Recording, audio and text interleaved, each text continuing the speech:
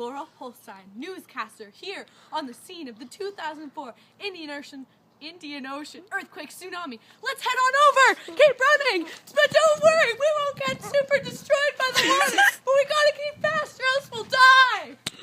Here I am! We've reached the shore, and behind me you see the massive waves of the tsunami. It's Sunday, December 26th, 2004, at 12:58 a.m. The water's just everywhere. It's in the Indian Ocean. The earthquake has happened in the tsunami, and all this debris, and everything's just... Oh my God, that's...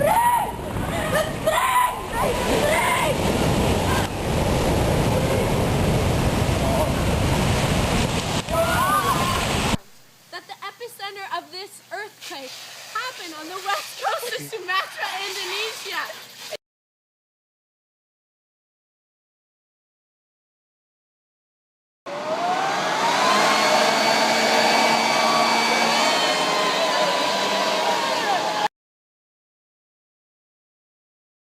It's been given various names so far, and it seems like the Indian plate subducted underneath the Burma plate. My goodness, the debris in this is just...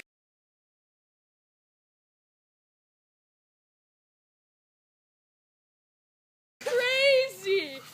It's been building up for many years before this actually happened.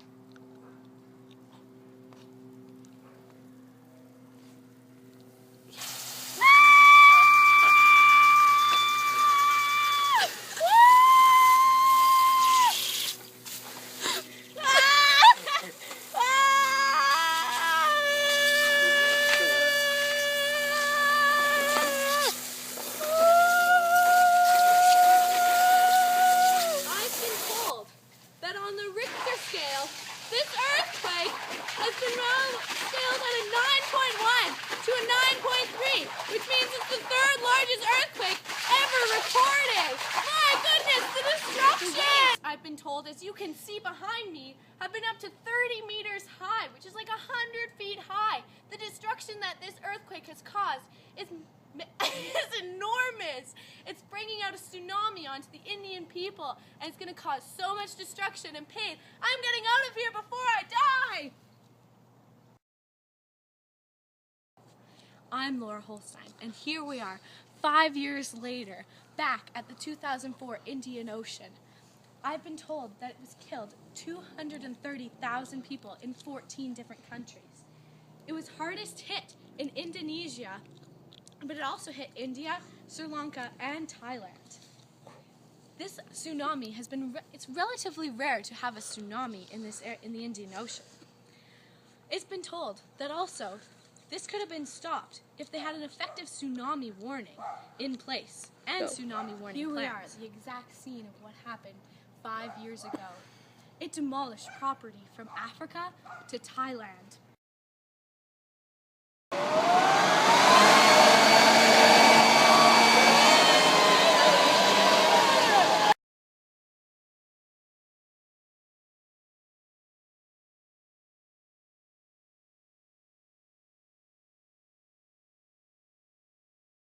And 5 years later, this has been the single biggest construction project in Red Cross history. They've built 289 hospitals, and they're inspiring people to reconstruct their lives, not demanding it of them. Private organizations have donated $13.5 billion. This project by the Red Cross has been helping people get back on track with their lives.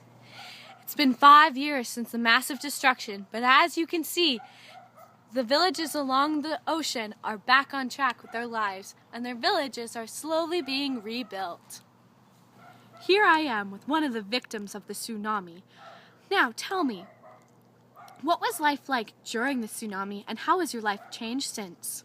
Life was hard during the tsunami.